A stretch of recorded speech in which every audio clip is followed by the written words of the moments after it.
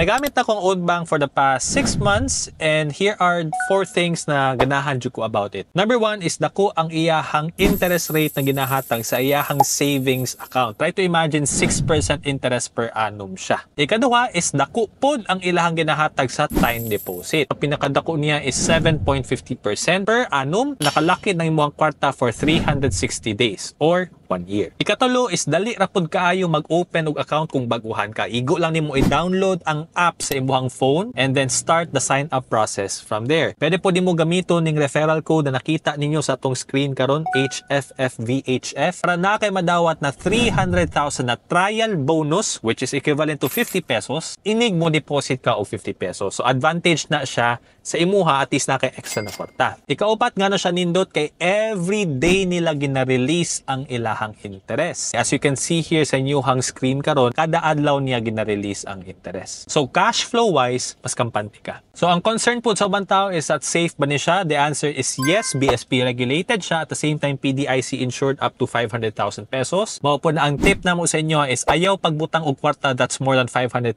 pesos sa kaning bangko. Para in kaso lang na nay mahitabo, insured imong kwarta up to 500,000 pesos. So kung nakatabang ning video sa imo, just type yes in the comment section.